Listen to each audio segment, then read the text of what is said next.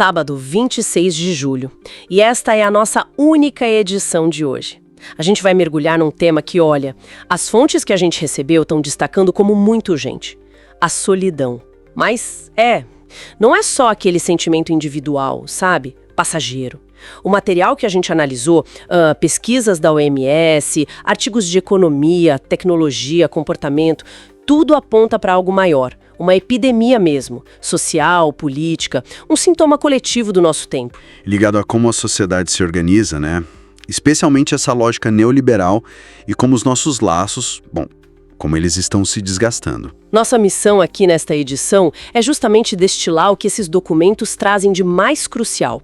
A gente está falando daquela solidão imposta, sabe? Que vem da exclusão, da falta de conexão de verdade, de se sentir invisível.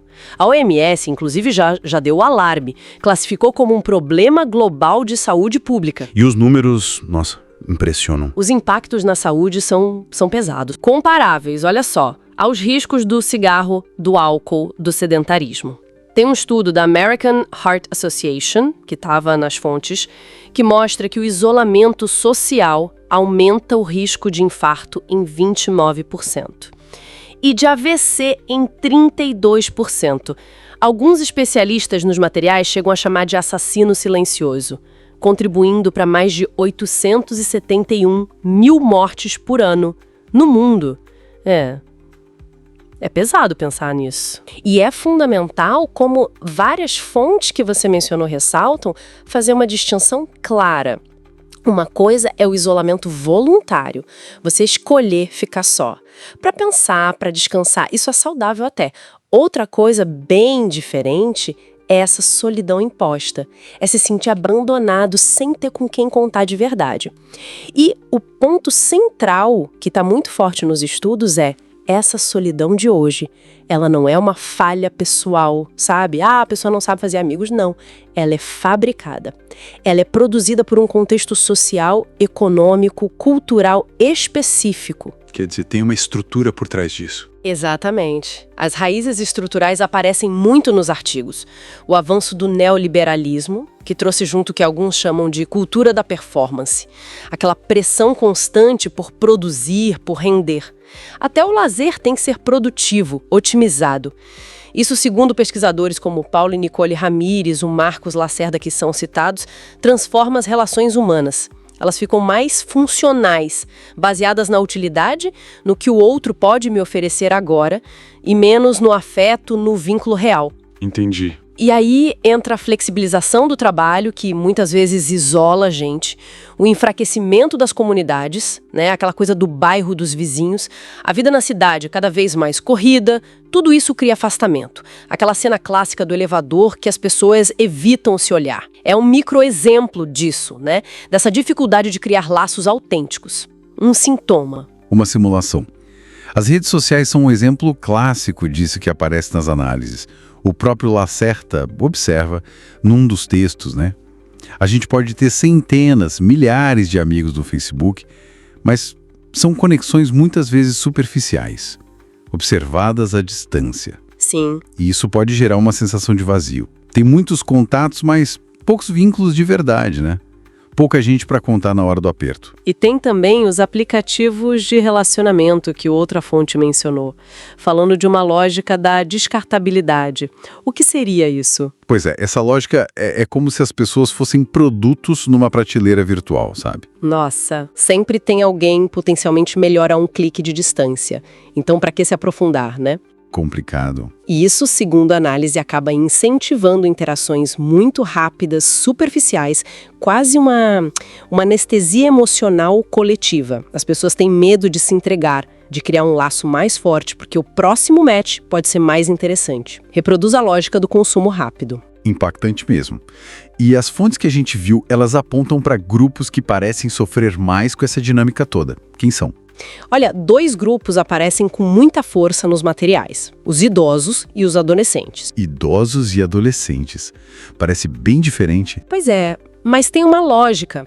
Os idosos, que muitas vezes cresceram com laços mais fortes, né? Menos tecnologia mediando tudo, hoje enfrentam muito abandono afetivo. As famílias mudaram, são menores, os filhos às vezes moram longe ou estão naquela correria da performance que a gente falou, sem tempo. Faz sentido. E os adolescentes? Os adolescentes vivem um paradoxo que as fontes apontam como muito interessante. Eles estão super conectados, né, com telas para todo lado, mas ao mesmo tempo muito isolados socialmente. Como assim? As rotinas deles são muito exigentes. Foco total no desempenho escolar, em 1000 atividades extras, tudo para preparar para o mercado de trabalho, para performance futura. Falta espaço para o convívio real, sabe? Para aquela troca genuína, para o acolhimento emocional fora do mundo digital. Ficam isolados ali, nas redes, mas sem esse suporte afetivo real. Entendi. E o que conecta a vulnerabilidade desses dois grupos, idosos e adolescentes? O ponto de conexão, e isso é fascinante nas análises, é justamente a lógica da produtividade que a gente já mencionou. Ah, falta nisso. Volta. Numa sociedade que mede o valor das pessoas basicamente pela capacidade delas de produzir e consumir, tanto os idosos que já saíram dessa fase de pico produtivo, quanto os adolescentes que ainda não entraram totalmente nela, eles acabam sendo vistos como menos centrais para essa engrenagem do lucro. Entendi. Ficou meia margem do sistema principal. Exato. E essa invisibilidade econômica, argumentam os textos, acaba se refletindo numa invisibilidade social e afetiva. Isso reforça muito a ideia de que essa solidão que está explodindo não é só um problema individual, um sentimento, é um sintoma coletivo, profundo, de um modelo social que parece estar adoecendo a gente. Bem profundo mesmo. Bom, a gente vai para um rápido intervalo e já volta.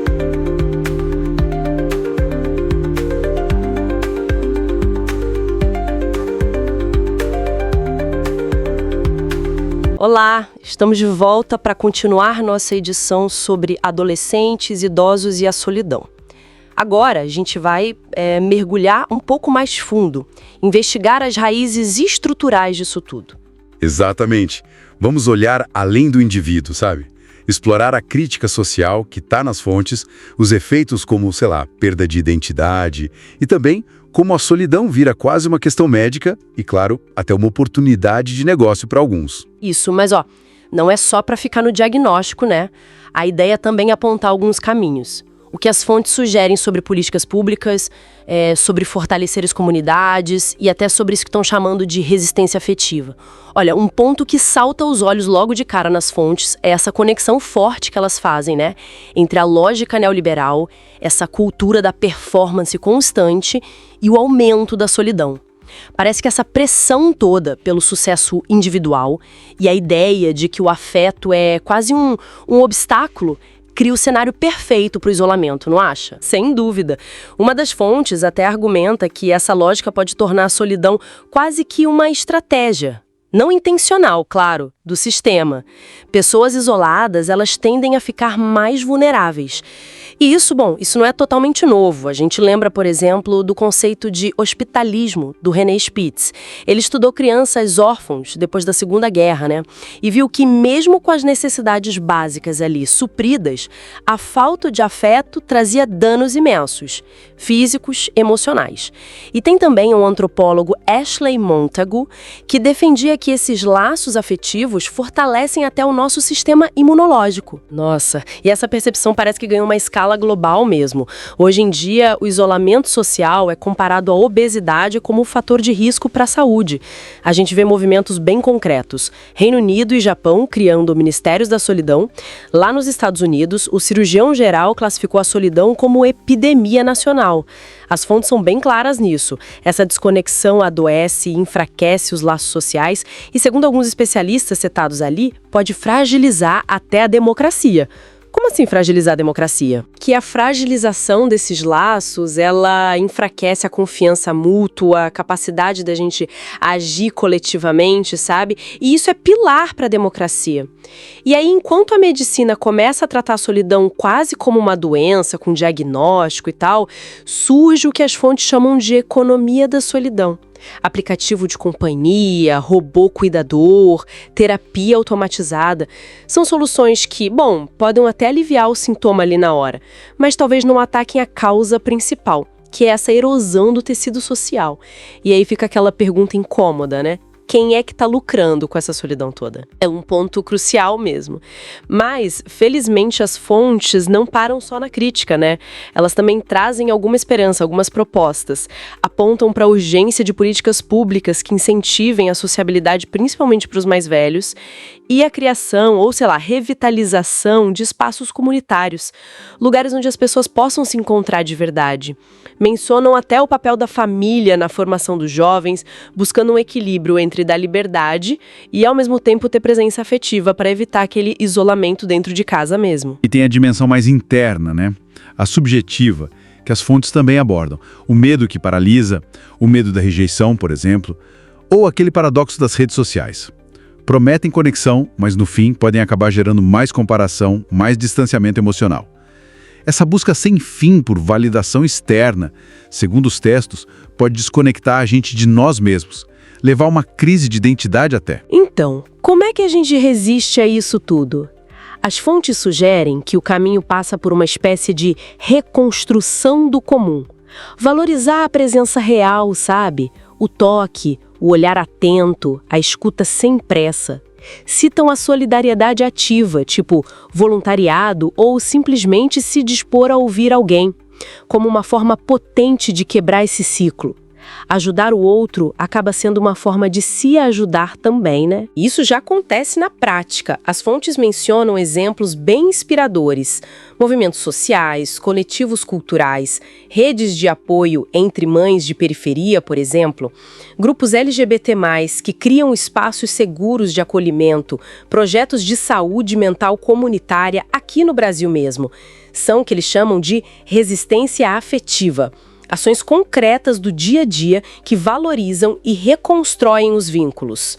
E mais, defendem uma política afetiva interseccional, quer dizer, reconhecer que a solidão não afeta todo mundo igual e que o combate a ela precisa enfrentar as desigualdades estruturais, racismo, machismo, LGBTfobia, precarização do trabalho que aprofundam solidão de maneiras diferentes em cada grupo. No fim das contas, a mensagem forte que fica dessas fontes é a defesa da empatia, sabe? Do cuidado mútuo, da solidariedade, não só como valores individuais, mas como estratégias políticas e éticas urgentes, essenciais para remendar esse tecido social que está meio esgarçado e responder a essa epidemia silenciosa. Como diz a sabedoria popular, ninguém se salva sozinho, né? Exato. E fica aqui uma provocação para quem está nos ouvindo, refletir um pouco como se a solidão é um sintoma coletivo tão forte assim, que outras doenças, ou talvez desconfortos da nossa sociedade, ela está nos forçando a enxergar com mais clareza. Fica aí a reflexão. Esperamos que esta edição tenha trazido boas reflexões para todo mundo. E lembrando que os links para as fontes que serviram de base para a criação dessa edição e também o acesso a outros artigos, está tudo na descrição do episódio. E fica o convite para acompanhar a gente. O podcast vai ao ar de segunda a sexta, às 7 horas, 12 horas e 17 horas e aos sábados, ao meio-dia. Um abraço e até a próxima!